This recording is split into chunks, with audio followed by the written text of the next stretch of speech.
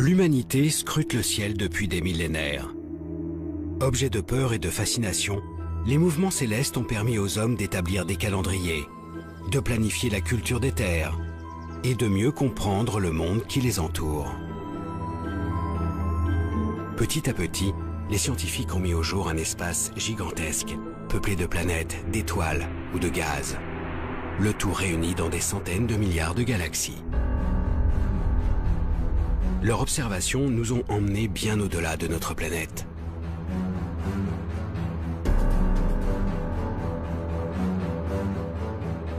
Pour dévoiler les secrets de ce nouveau monde, astrophysiciens et techniciens conçoivent des instruments capables de percevoir la moindre lueur, le moindre signal émis dans le ciel. Ils parviennent aujourd'hui à recréer sur Terre les phénomènes extrêmes qui agitent les confins du cosmos.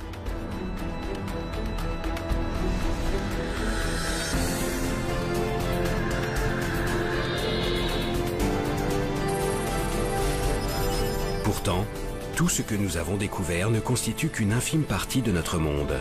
Des forces et des objets d'une nature mystérieuse demeurent invisibles à nos yeux et à notre esprit.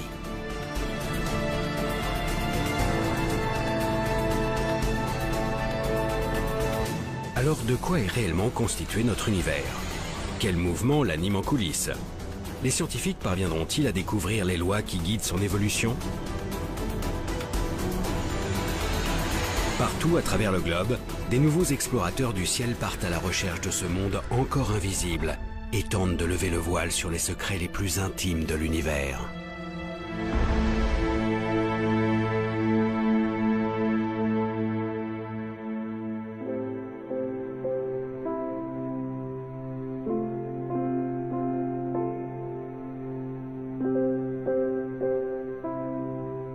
L'homme a toujours cherché à repousser les limites de son territoire. Il a arpenté la planète et exploré ses moindres recoins.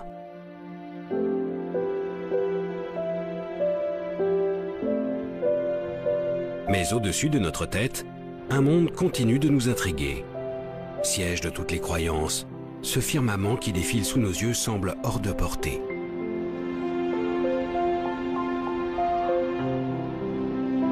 Roland Le Houcq est astrophysicien, un astronome des temps modernes.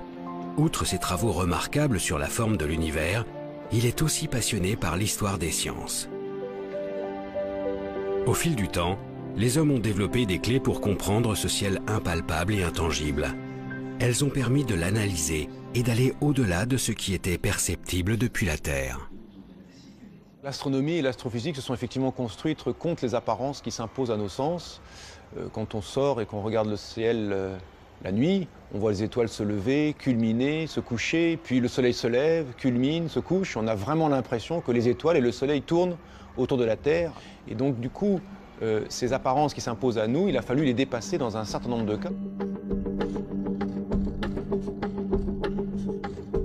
Si le sol sur lequel ils marchent leur semble plat, les savants de la Grèce antique découvrent pourtant il y a 2500 ans que la planète est ronde. Et alors que toute la voûte céleste semble tourner autour de lui, Nicolas Copernic comprend 2000 ans plus tard que c'est en fait la Terre qui tourne sur elle-même et autour du Soleil. Aujourd'hui, même ce Soleil n'est plus au centre de notre monde. Depuis le début du XXe siècle, nous avons la preuve qu'il fait partie d'un immense regroupement d'étoiles, la Voie lactée. Une galaxie, comme il en existe des centaines de milliards. Toutes ces découvertes ont évidemment bouleversé l'idée que l'on se faisait de la place de l'homme, de l'humanité, et la place de la Terre dans l'univers. Donc les développements de la cosmologie, les développements de l'astrophysique nous ont révélé que finalement nous n'étions qu'un infime, c'est même pas un infime grain de poussière, c'est un rien du tout dans une immensité d'étoiles et d'astres dans l'univers. Dans cet espace que les astronomes ont peu à peu découvert, les dimensions se comptent maintenant en années-lumière. La distance que la lumière parcourt en un an soit près de 10 000 milliards de kilomètres.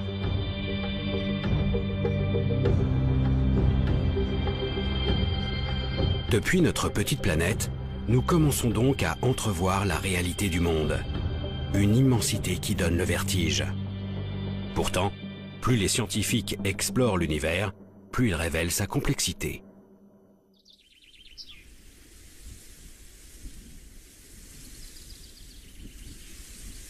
Même les objets les plus visibles, que sont les étoiles, n'ont pas livré tous leurs secrets. L'une d'elles nous est particulièrement familière, le Soleil.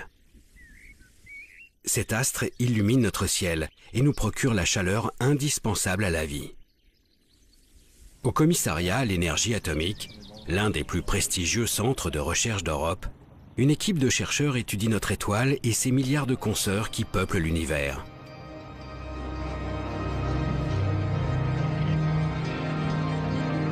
Grâce au réseau de télescopes et d'instruments de mesure disséminés sur Terre et dans l'espace, les scientifiques dissèquent ces astres, scrutent leurs moindres variations lumineuses et sondent les mouvements qui animent leur cœur.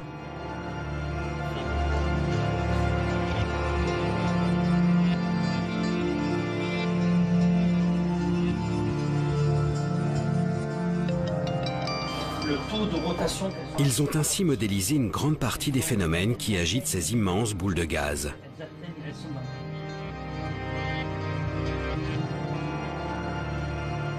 Pourtant, les conditions de leur naissance leur échappent toujours. Pour élucider ce mystère, l'Agence spatiale européenne lance en 2009 le plus grand télescope jamais envoyé dans l'espace, le satellite Herschel. À son bord, un miroir de 3,50 m et une batterie d'instruments de précision refroidis à moins 270 degrés en permanence.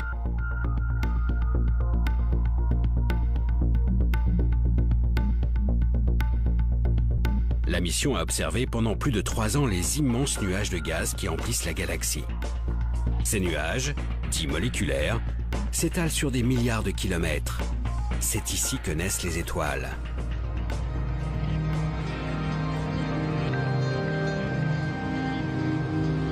Coordinatrice d'un des programmes d'observation du télescope, Frédéric Mott travaille aussi au commissariat à l'énergie atomique. La grosse différence, c'est que là, on avait cartographié pour vraiment être proche de la main. Aujourd'hui, elle analyse les précieuses données fournies par le satellite. Herschel a permis de faire des grandes cartes de milieu moléculaire avec une très fine résolution, donc permettant d'observer à la fois la structure du nuage et les petits grumeaux de nuages qui vont former après les étoiles. C'est en fait la possibilité d'observer de manière simultanée ce qu'on appelle des proto-étoiles et la structure du nuage qui nous apporte énormément dans notre compréhension de la formation d'étoiles. Ça suffit déjà. Avec 4 régions. Super bulle ici. Grâce aux clichés pris par Herschel, les chercheurs ont ainsi été les témoins de l'apparition d'étoiles. Sous l'action de leur propre masse, ces grands nuages de gaz s'organisent en filaments et forment petit à petit des bulles de matière. Ces grumeaux finissent par s'effondrer sur eux-mêmes et créent de véritables brasiers de gaz. Ces points lumineux apparaissent clairement sur les images du télescope. Chacun de ces foyers donnera naissance à une colonie d'astres incandescents.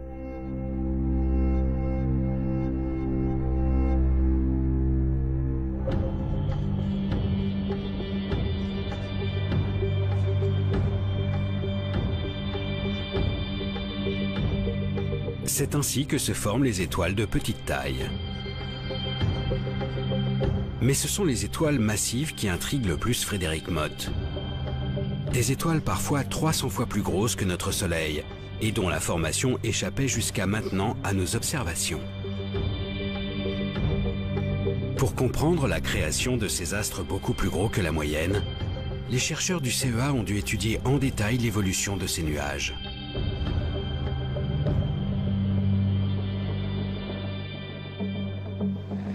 Notre résultat intéressant d'Herschel a été de s'apercevoir qu'il existait certaines zones qui étaient souvent le centre des nuages moléculaires massifs, où on avait un enchevêtrement tel de filaments qu'on avait une convergence de matière à ces points-là, ce qui permettait de former non plus une petite collection d'objets de faible masse, d'étoiles de type solaire, mais plutôt une étoile très très massive, voire même plusieurs étoiles massives, et donc un concept de nouveaux modèles Il est clair qu'Herschel nous aura beaucoup aidé dans la compréhension de la formation d'étoiles massives. Et ce que l'on cherche maintenant à faire, c'est étudier de façon encore plus détaillée les objets que l'on a découverts avec Herschel.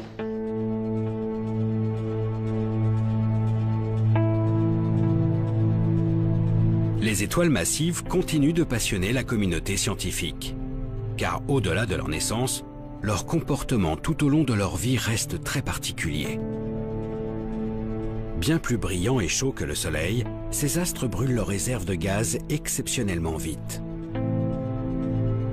Les réactions nucléaires sont si intenses qu'elles transforment l'hydrogène contenu à l'origine dans le nuage de gaz. Elles forment ainsi du carbone, de l'oxygène ou même du fer. Autant d'éléments qu'elles dispersent à leur mort, enrichissant l'univers de cette matière complexe qui constitue notre monde.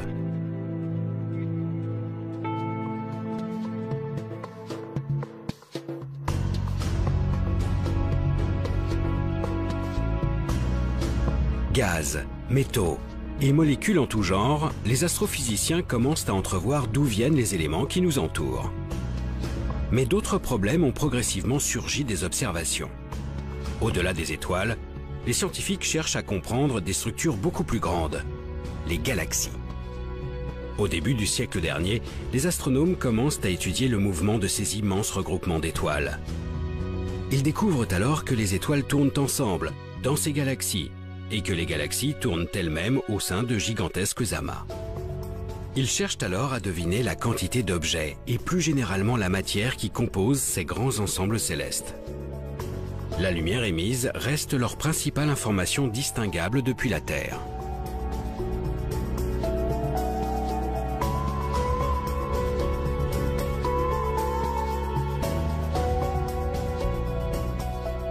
Quand il y a beaucoup de lumière, il y a des étoiles. Quand il n'y a pas beaucoup de lumière, il y a moins d'étoiles. Vous voyez, je dis ça, disons, très grossièrement, mais l'idée est là.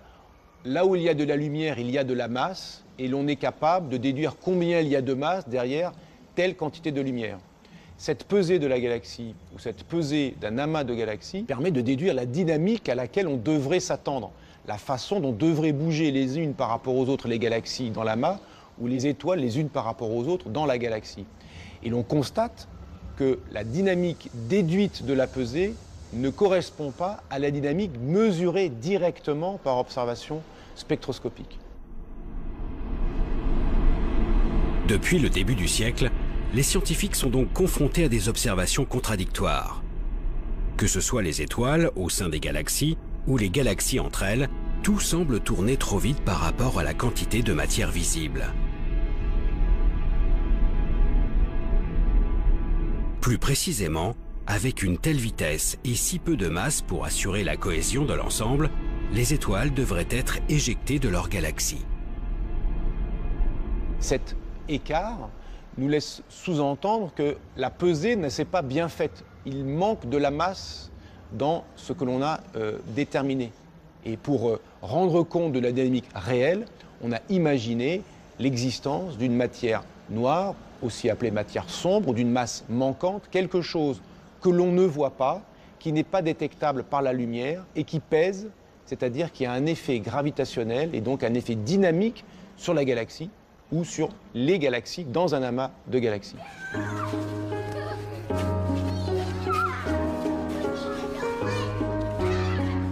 Malgré un siècle de vérification, les étoiles continuent de tourner trop vite.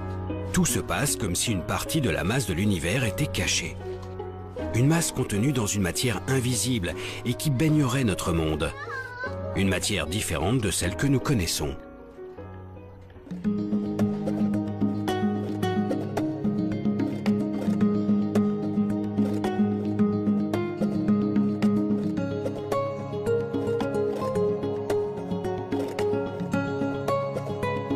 Pour essayer de résoudre cette énigme, des milliers d'astrophysiciens traquent cette fameuse matière noire à travers le ciel. Parmi eux, Wystan Benbow. Il dirige le projet Veritas pour le Smithsonian Astrophysical Observatory, un regroupement de 4 télescopes de 12 mètres de diamètre situés en plein désert d'Arizona.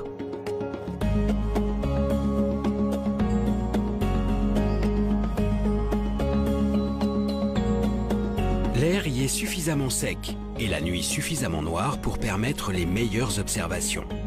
Ici, l'astrophysicien s'est donc lancé à la recherche de l'inconnu.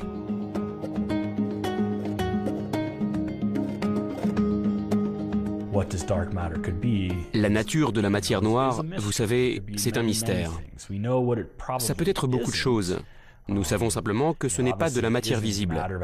Et nous savons aussi où elle devrait se trouver, grâce à la manière dont elle interagit avec les choses. Cette matière invisible retient les étoiles et les galaxies entre elles grâce à sa force de gravité. Cette force dépend de sa masse. En étudiant ces phénomènes d'attraction, les scientifiques ont estimé que cette matière inconnue devrait représenter plus de 80% de toute la masse de l'univers. En plus d'être omniprésente, la matière noire devrait donc être composée d'éléments extrêmement lourds. Or, selon les connaissances actuelles, des objets aussi massifs devraient en théorie émettre un signal lumineux spécifique, des rayons gamma. Ce sont ces rayons gamma que Wistan Benbow et ses collègues traquent sans relâche.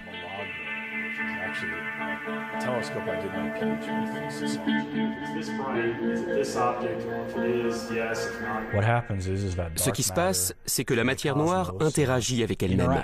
Une particule de matière noire peut interagir avec une autre particule de matière noire et créer un rayon gamma. Ce signal gamma, que nous espérons détecter, sera probablement très faible. Donc nous cherchons un endroit où il y aurait beaucoup de matière noire qui interagirait avec elle-même pour produire beaucoup de rayons gamma. Certaines de ces régions pourraient être proches de nous, produire assez de gamma et donc être juste assez brillantes pour qu'on puisse les voir. Donc nous pointons nos télescopes sur ces régions et espérons détecter un signal gamma venant de ces objets.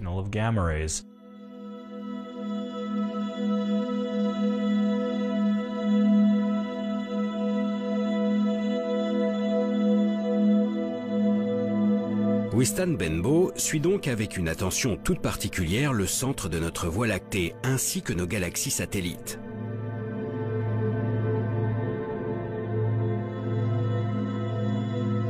Si un rayonnement gamma est émis par la matière noire, il traversera l'atmosphère en émettant un flash bleuté.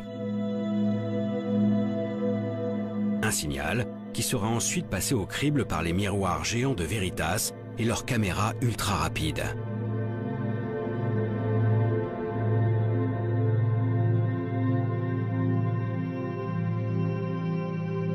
Pour le moment, aucun télescope n'a enregistré de telles manifestations. Les yeux braqués sur le ciel, les scientifiques continuent chaque jour de traquer cette matière noire si discrète. Pour aller plus loin, il sera nécessaire de construire de plus grandes infrastructures. Il y a bien sûr des projets qui vont dans ce sens, mais nous aurons besoin de beaucoup plus de télescopes.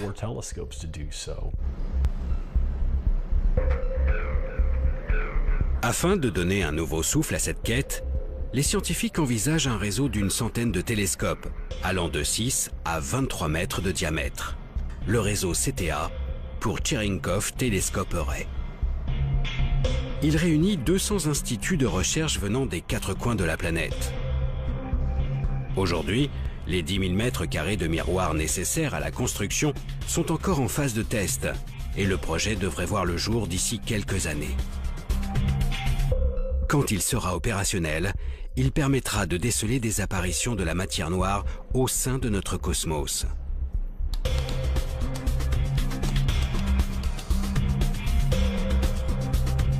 Pour l'instant, cette absence totale de détection a de quoi perturber la communauté scientifique. Comment les chercheurs peuvent-ils passer à côté de 80% de toute la matière de notre monde ? À moins que la solution ne se trouve beaucoup plus proche de nous.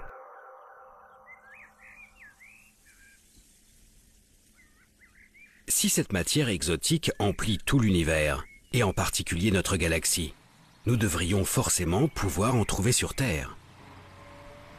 C'est le pari qu'a fait une équipe de chercheurs réunis au laboratoire souterrain de Modane. À 2 pas de la frontière italienne, enfouie sous le mont Fréjus, ces scientifiques ont mis au point une expérience audacieuse, baptisée Edelweiss.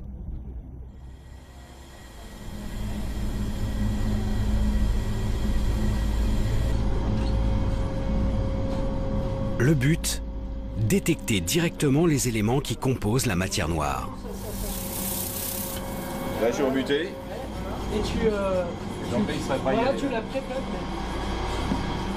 Depuis plus de 15 ans, le physicien Jules Gascon et ses collègues travaillent donc à la mise en place d'un super détecteur muni de 36 capteurs.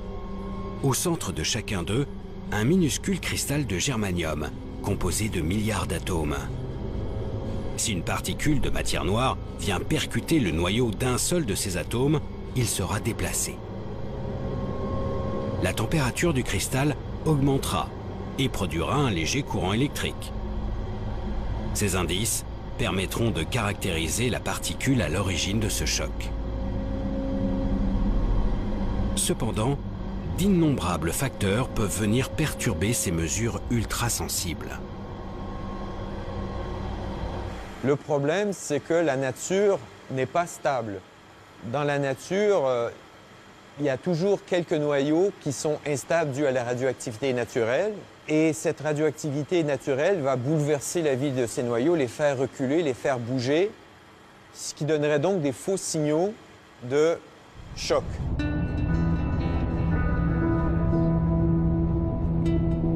Cette radioactivité que l'on observe en permanence sur Terre vient en grande partie de l'espace. Un rayonnement qui traverse l'atmosphère et perturbe toute la matière sur son passage.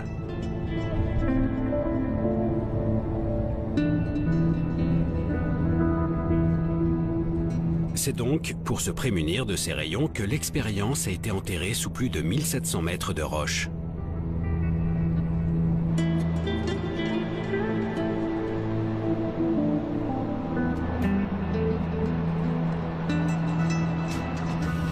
Mais pour avoir le calme absolu au sein des détecteurs, les physiciens ont dû aller encore plus loin. Une fois qu'on est sous la montagne, on a réglé la moitié du problème parce qu'il y a la radioactivité qui nous vient de l'univers, mais il y a aussi la radioactivité qui vient de la roche. Bien que cet endroit soit tout à fait ordinaire, c'est un taux de radioactivité naturelle qui est au-delà de ce qui est acceptable pour détecter les très rares signaux qu'on recherche. Et donc, on a un système de poupées russes, de différents assemblages d'écrans qui nous protègent de la radioactivité ambiante, de la radioactivité de la roche qui nous entoure, du béton qui nous entoure, des personnes qui nous entourent. Sous la montagne, les 36 détecteurs sont donc mis à l'abri derrière des écrans de polyéthylène et placés sous une épaisse cloche de plomb. Ici, seules des particules de matière noire peuvent les atteindre. Mais un dernier détail reste à régler, la température.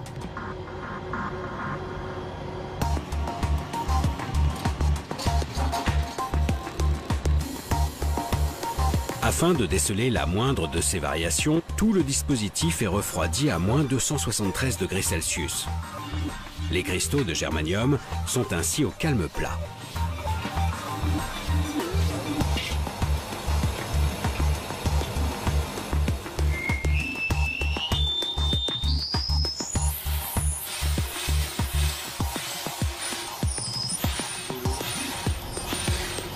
Mais tout le restant de Rome, c'est bon.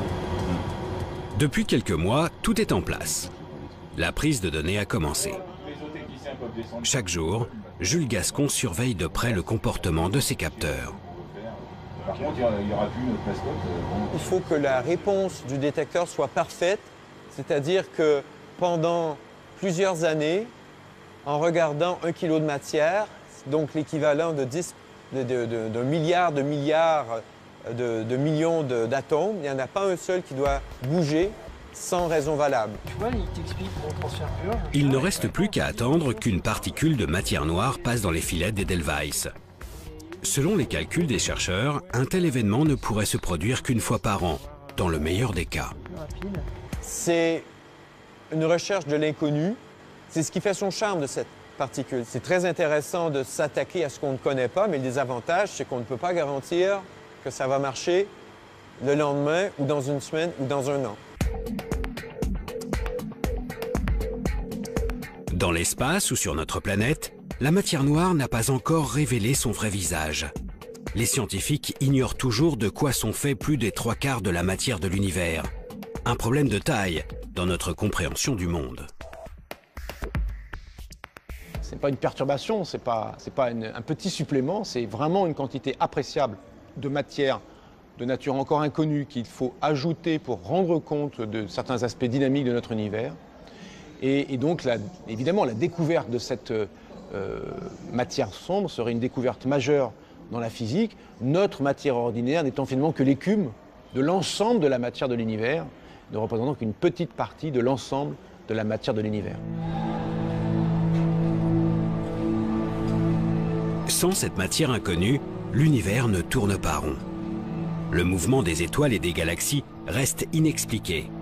Pourtant, la matière n'est pas l'unique clé de voûte de notre univers. En dehors de son contenu, des forces colossales animent le cosmos, à commencer par la gravitation, cette force qui nous attire vers la Terre. De manière plus générale, la gravité a structuré notre système solaire, notre galaxie et ses centaines de milliards de consoeurs.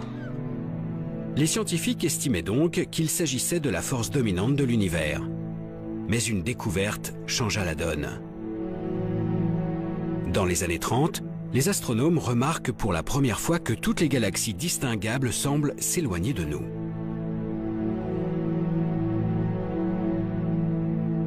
Cette observation de la fuite des galaxies a été interprétée comme une trace de la dynamique globale de l'univers, c'est-à-dire de son expansion. Tous les objets de l'univers s'éloignent de tous les autres objets de l'univers.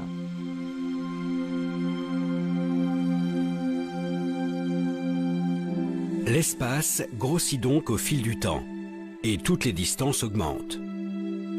Visiblement, l'attraction qu'exerce la force de gravité peine à retenir les structures du cosmos entre elles. Mais ce n'était que le premier coup porté à la gravitation. En 1990, on s'est rendu compte que cette expansion était accélérée. C'est-à-dire que non seulement les galaxies s'éloignent les unes des autres, mais elles s'éloignent de plus en plus vite les unes des autres. Si l'on imagine que l'univers est rempli uniquement de matière ordinaire ou de matière noire, la gravité de cette matière aura tendance plutôt à ralentir l'expansion, et découvrir que l'expansion est en fait accélérée montre que quelque chose joue contre la gravité des acteurs habituellement imaginés comme présents dans l'univers. Cette découverte d'une expansion de l'univers sans cesse accélérée remet en cause la vision que les astrophysiciens ont de l'univers. Alors que la gravité semblait tout structurer, une force vient maintenant lutter contre elle. Un nouveau mystère pour les chercheurs qui y voient alors l'œuvre d'une énergie encore indétectable. Une énergie sombre, appelée aussi énergie du vide ou énergie noire. Cette énergie laisse les scientifiques encore plus perplexes que la matière noire. S'agit-il simplement d'une propriété de notre monde qui s'agrandit sans cesse sans raison ? Ou s'agit-il plutôt d'une substance qui baigne le cosmos et repousse ses limites? Les chercheurs n'en ont aucune idée. Pour le moment, ils se contentent de traquer son influence jusqu'aux zones les plus reculées de l'univers. François Boucher est cosmologue à l'Institut d'astrophysique de Paris. Il s'intéresse aux lois qui régissent l'espace à grande échelle en travaillant sur un objet bien particulier, la première lueur émise par l'univers. C'est la lumière qui nous vient du fond du ciel. Cette lumière, on regarde à une distance telle qu'il a fallu 13,8 milliards d'années à cette lumière pour nous parvenir. Et donc on est en train de regarder quelque chose qui est tellement loin que quand cette lumière a été émise, l'univers était dans un état très primitif. L'observation des lumières les plus lointaines permet aux scientifiques de remonter le temps. Typiquement, ce rayonnement du fond du ciel leur envoie une image de l'univers tel qu'il était il y a près de 14 milliards d'années. À cette époque, l'espace vient d'entrer dans une violente expansion, le Big Bang. Toute la matière et toute l'énergie actuelle sont alors contenues dans un volume infiniment plus petit. Au bout de 380 000 ans, sous l'effet de l'expansion, la lumière arrive enfin à s'extirper de la matière. Une lumière a priori identique en tout point du ciel, mais qui devrait en théorie présenter quelques infimes variations.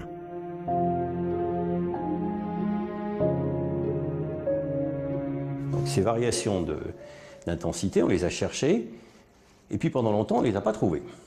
Alors c'était compliqué, et puis finalement, on est arrivé au niveau où la technologie a été suffisamment mûre pour qu'on soit capable de les mesurer. Depuis 1989, 3 satellites se sont succédés pour étudier en détail cette lumière. Le dernier a été lancé en 2009 par l'Agence spatiale européenne, la mission Planck.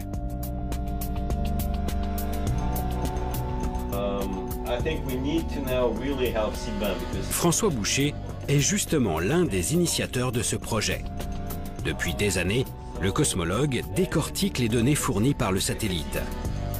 Ces images ont révélé avec une précision inégalée les différences de température dans cette lumière du fond du ciel. Seulement quelques millièmes de degrés pour les plus grands écarts. Des petites variations qui reflètent le contenu de l'univers à ses premiers instants. C'est comme l'empreinte des conditions à cette époque. L'empreinte au sens littéral, c'est-à-dire quand vous avez l'empreinte d'un animal disparu dans la boue, ça vous permet de reconstituer beaucoup de choses comme son poids et peut-être même d'envisager la manière dont il se déplaçait.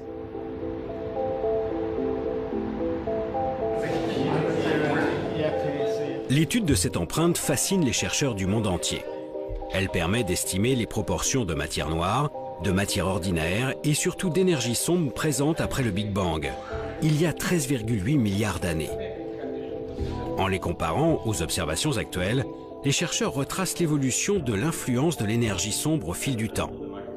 Résultat, alors qu'elle ne représentait presque rien aux tout premiers instants, cette énergie mystérieuse constitue aujourd'hui près de 70% de l'univers.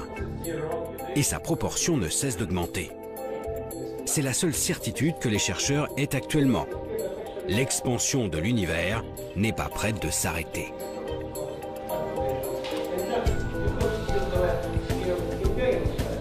Si vous imaginez une enquête, on a juste vu une ombre.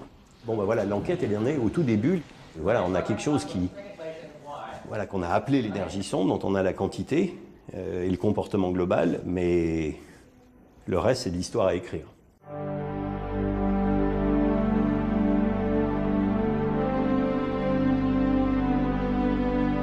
Finalement, en écartant cette énergie énigmatique ainsi que la matière noire, les chercheurs se rendent compte qu'ils ne connaissent vraiment que 5% de la composition de l'univers.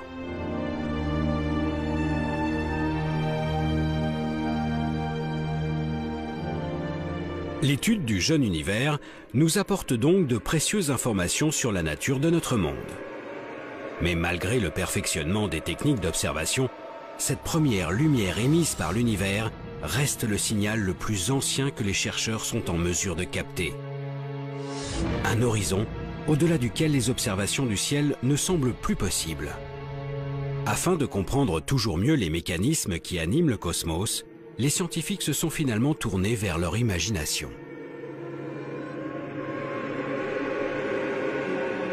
Le fait que l'univers soit en expansion permet de tirer une conséquence immédiate. En remontant le film de l'expansion, on s'est dit que dans le passé, lointain éventuellement, l'univers était plus dense et plus chaud qu'il n'est actuellement. Selon leurs calculs, les astrophysiciens estiment qu'à ses débuts, l'univers devait atteindre des températures 100 000 fois plus élevées que celles qui règnent au centre du Soleil. Des milliards de degrés. Pour comprendre les premiers instants de l'univers, il suffirait alors d'étudier le comportement de la matière à ces températures directement sur Terre.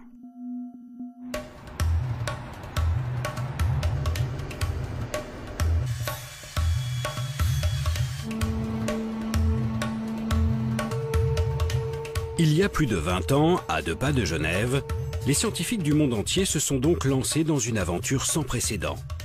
Construire la plus grande machine de tous les temps, le LHC.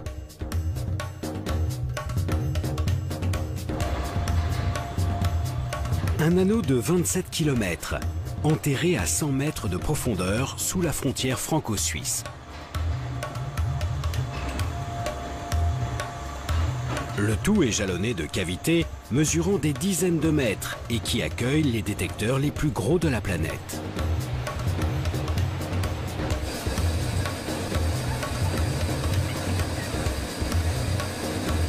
Ici, les scientifiques tentent de décortiquer le comportement de la matière dans les situations les plus extrêmes.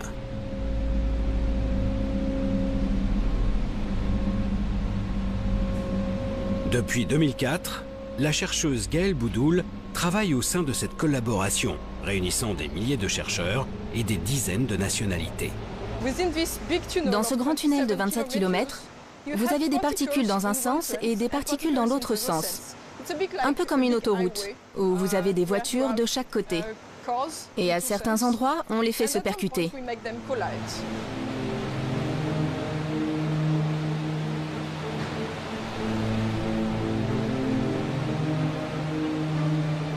Le LHC, cet immense tunnel, sert donc à accélérer des faisceaux de particules. Des noyaux d'atomes de plomb par exemple.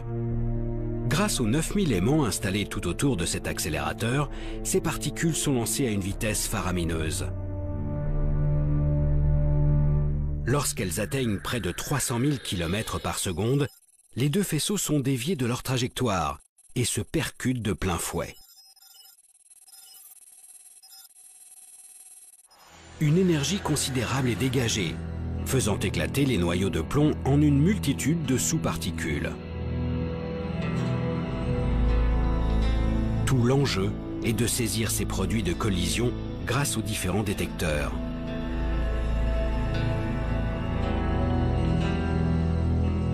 Gaëlle Boudoul s'occupe plus précisément de l'un d'eux, le CMS.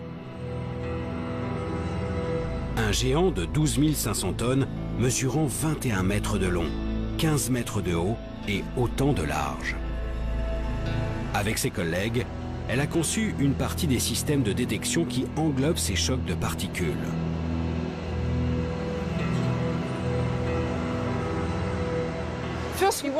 Tout d'abord, nous voulons couvrir l'intégralité de l'espace, ce qui veut dire que nous avons besoin d'avoir un détecteur qui fasse tout le tour. C'est la première explication de pourquoi c'est si grand. En plus de cela, pour distinguer les particules émises, nous avons besoin d'un aimant géant qui va les dévier pour que nous puissions les différencier les unes des autres. En séparant les particules issues de l'impact, le détecteur permet aux scientifiques de les analyser sous toutes les coutures et de comprendre leur comportement dans une telle situation. En effet, la collision a généré une température semblable à celle qui régnait aux tout premiers instants de l'univers. Dans ces conditions, la matière se révèle être dans un état étrange, entre le gaz et le liquide. Un plasma, où les constituants élémentaires des atomes restent désorganisés, trop agités pour former la matière telle que nous la connaissons aujourd'hui. Grâce à ces expériences, les scientifiques ont désormais une idée de ce à quoi devait ressembler l'univers quelques microsecondes après le Big Bang. En étudiant ces premiers instants de l'univers, l'astrophysique, qui est finalement l'observation de l'infiniment grand, rejoint la physique de l'infiniment petit, la physique des particules, la physique microscopique, qui, elle, est capable, en expérimentant sur Terre, de se faire une idée des conditions ou de mimer, de reproduire, pendant des instants extraordinairement brefs, de reproduire les conditions qui prévalaient à des instants très anciens de l'univers, auxquels on n'a pas accès par l'observation directe. Le LHC, cette gigantesque infrastructure, a permis de remonter le temps au-delà de ce qui était imaginable il y a seulement quelques décennies. Mais pour se rapprocher de ces microsecondes qui nous séparent du commencement, le chemin s'avère être encore plus ardu.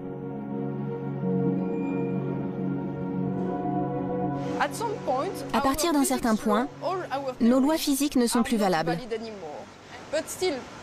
Nous pouvons toujours imaginer ce qu'il se passe. Il y a de nombreuses théories qui essayent de comprendre cela. La seule chose, c'est qu'on ne peut pas tester ces théories, parce que nous n'avons aucune expérience pour comprendre ce qu'on pourrait appeler le premier instant. Mais si vous revenez dans 20 ans, peut-être que nous aurons une meilleure idée.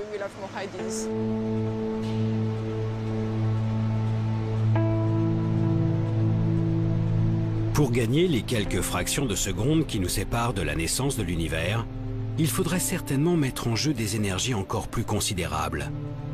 Notre limitation n'est donc peut-être qu'une simple question de technologie.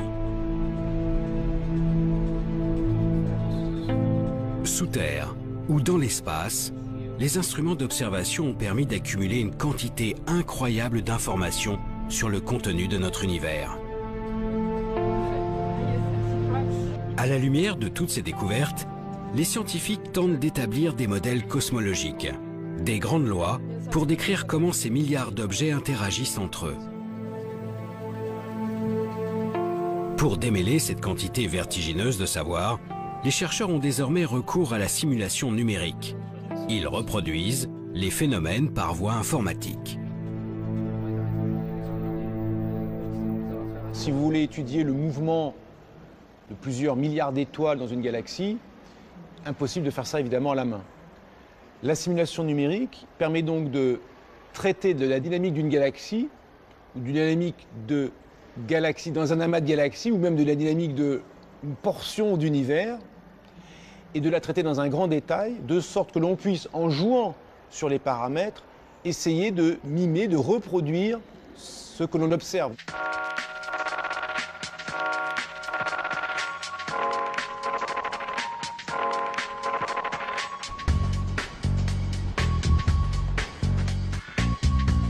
À l'Observatoire de Paris, l'une des plus grandes institutions mondiales d'astronomie, un cosmologue a poussé ce nouvel outil exceptionnellement loin.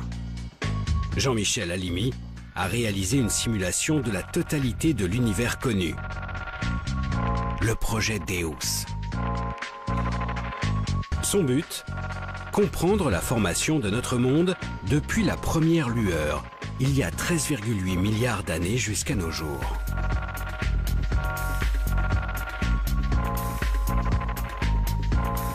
Le projet Deus s'intéressait au départ à la structuration de l'univers, à savoir donc à expliquer comment la matière s'effondre au cours du temps pour permettre une concentration de matière suffisante là où vont aller se former les galaxies, à l'intérieur desquelles se formeront les étoiles, les planètes, etc.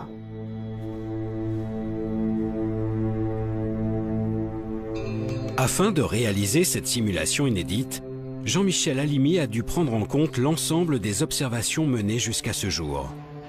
Les objets visibles recensés, mais aussi bien sûr les effets de la matière noire et de l'énergie sombre.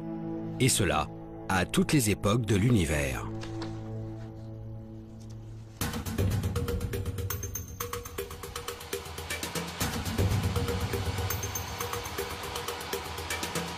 Pour traiter un tel nombre de données, le scientifique s'est tourné vers un des plus gros ordinateurs de la planète, le supercalculateur Curie. Une machine hébergée au très grand centre de calcul, capable de réaliser 1 million de milliards d'opérations par seconde.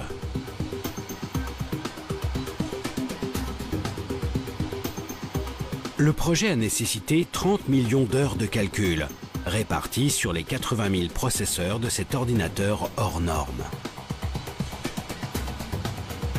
Utiliser une machine comme l'ordinateur Curie dans sa totalité, c'est quelque chose qui n'avait jamais été fait, spécialement en poussant tous les aspects de la machine à leurs limites. Les moyens de calcul, les moyens de communication entre les différents éléments de l'ordinateur, la gestion d'une quantité phénoménale de données. À ce niveau, les choses n'avaient jamais été tentées.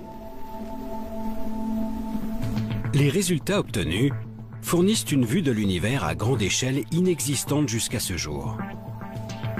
La matière s'agence au fil du temps pour former de longs filaments qui créent petit à petit des galaxies et des amas de galaxies. Entre ces filaments, de grands vides apparaissent. L'univers, très homogène à ses débuts, se structure peu à peu. Grâce Grâce aux possibilités que lui offre la simulation numérique, Jean-Michel Halimi peut tester différents scénarios de formation de notre monde. Qu'est-ce que signifie un univers structuré? C'est un univers où la matière s'est effondrée et suffisamment condensée pour créer des lieux de formation des galaxies.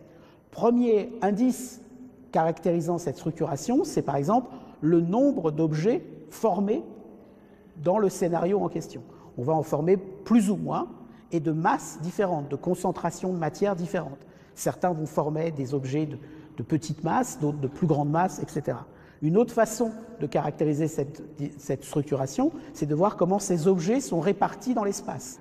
On est capable de relier leur propriétés de distribution spatiale au déroulement de l'expansion de l'univers tout au long de l'histoire de l'univers. D'une simulation à l'autre, le cosmologue fait varier des paramètres, comme la quantité de matière noire ou l'influence de l'énergie sombre.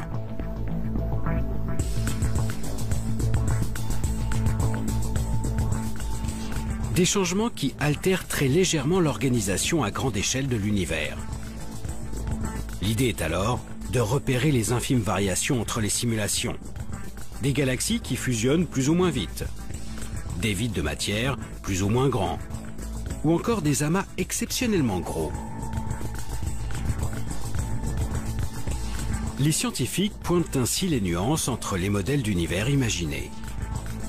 Ils chercheront à retrouver ces détails dans leurs prochaines observations, cette fois-ci bien réelles, pour définir quel modèle théorique semble plus proche de la réalité. Un aller-retour entre le virtuel et le réel qui permettra aux chercheurs de vérifier si leurs lois sont bien celles qui animent l'univers en coulisses. La recherche en cosmologie, et spécialement en cosmologie numérique, ne fait pas de nous des créateurs d'univers, mais des inventeurs d'univers. Effectivement, en modifiant les conditions physiques, nous réalisons des univers différents. Nous inventons des univers différents. Mais nous ne le faisons pas n'importe comment.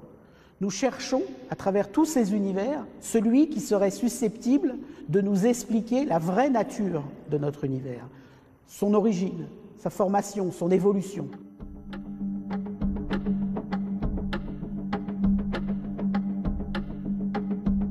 Comprendre la vraie nature de l'univers. Depuis plus d'un siècle, les astrophysiciens et les cosmologues de toute la planète ont découvert ce monde gigantesque.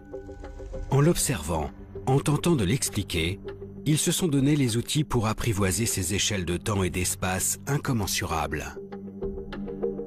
Ce que l'on peut finalement trouver assez extraordinaire dans la cosmologie, dans l'astrophysique, dans ces disciplines qui étudient l'univers dans son ensemble, c'est que finalement on est capable de mettre l'ensemble de l'univers dans une boîte, notre cerveau, de le décrire, de le comprendre dans une certaine mesure, et ça ne lasse pas de surprendre.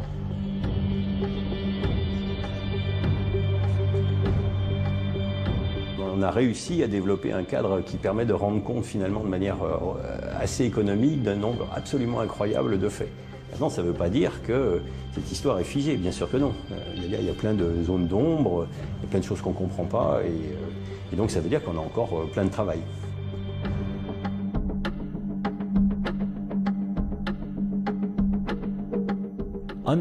Comprendre ce qu'est la matière noire est un des plus grands enjeux du XXIe siècle, en astrophysique et en physique en général. Nous ne connaissons pas près de 85% de toute la matière de l'univers. Si vous sortiez de chez vous et que 85% du monde qui vous entoure vous échappait, vous seriez un peu paniqué. C'est une partie de la physique où on s'attaque à des questions, à des phénomènes rares, à des nouvelles observations. C'est un travail de patience et parfois aussi de chance. En persévérant dans nos observations, en découvrant de nouveaux objets célestes, nous finirons peut-être par lever le voile sur les zones d'ombre de l'univers. Demain, réussirons-nous à identifier enfin cette matière noire qui baigne notre cosmos? Alors que nous commençons à entrevoir les prémices de sa formation, parviendrons-nous à prédire la fin de notre monde? Cette quête acharnée pour comprendre l'univers semble infinie. chaque réponse apporte son lot de nouvelles questions. Si bien que nous pouvons finir par penser qu'en dépit de nos avancées, certaines clés resteront peut-être inaccessibles à notre simple condition d'humain.